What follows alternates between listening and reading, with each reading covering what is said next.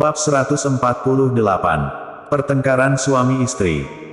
Ini adalah pertama kalinya Jerry yang berbicara kepada Yuri Zhou dengan nada seperti itu. Jelas dia sangat marah.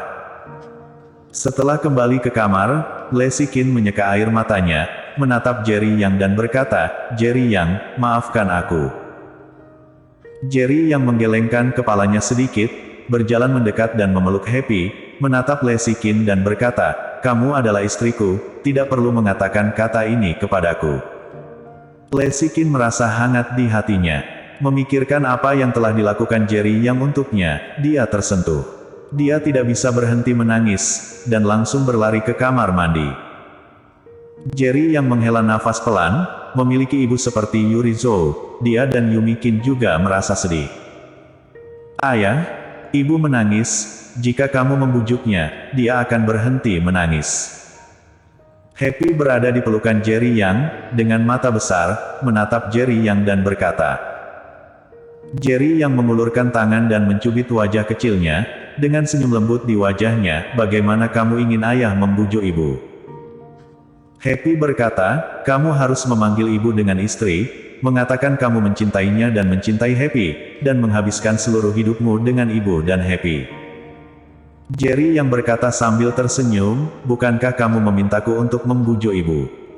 Mengapa malah ingin membujukmu?" "Karena ibuku tidak bahagia, Happy juga tidak bahagia.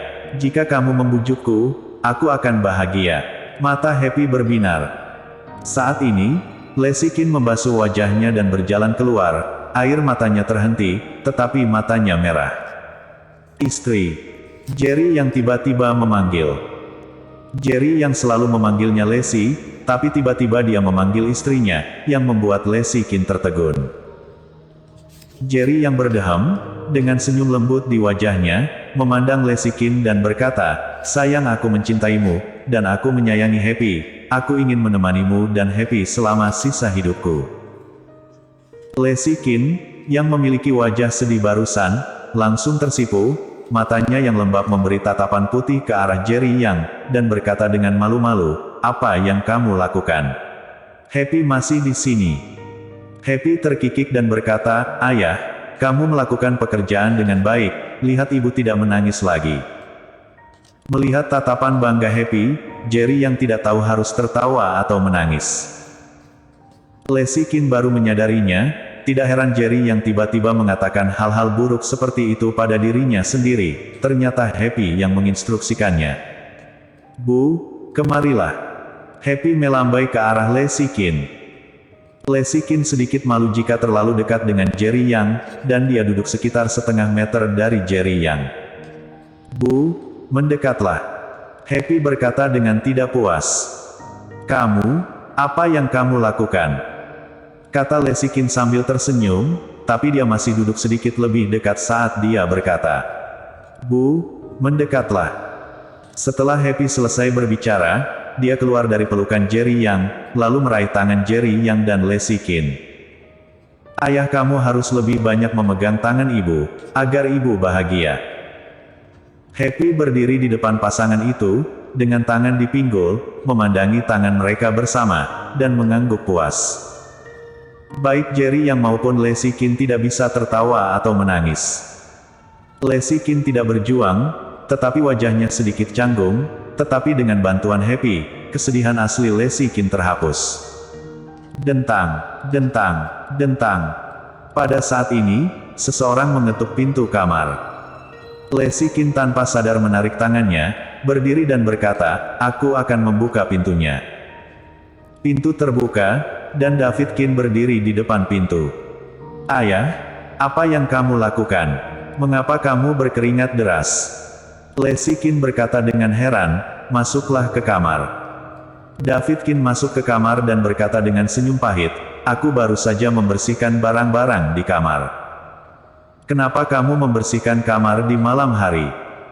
Lexi Qin bertanya dengan curiga, dan menuangkan segelas air untuk David Qin. "Barang-barangku sudah dikemas, dan aku akan pindah dengan ibumu besok." David Qin tiba-tiba berkata, "Ibumu dan aku telah melakukan banyak hal yang salah kepada Jerry Yang. Aku benar-benar tidak punya wajah untuk tinggal bersamamu lagi." Baik Lesikin dan Jerry yang terkejut, Jerry yang dengan cepat berkata, "Ayah, jangan katakan itu. Villa ini sangat besar, bukannya tidak ada tempat tinggal, mengapa kamu pindah?" Jerry yang, "Aku tahu bahwa kamu dengan tulus memperlakukan kami dengan baik, tetapi sejujurnya, aku sudah sangat puas bisa bekerja di bahan bangunan Longhe. Aku bahkan tinggal di rumahmu setiap hari, dan aku merasa seperti sedang duduk pada pin dan jarum." David Kin berkata, matanya tiba-tiba memerah, "Kamu telah banyak memaafkan kami, bagaimana mungkin aku masih memiliki wajah untuk tinggal di sini dan mengganggu kehidupan kalian?" "Ayah, villa ini sangat besar, tidak mengganggu sama sekali."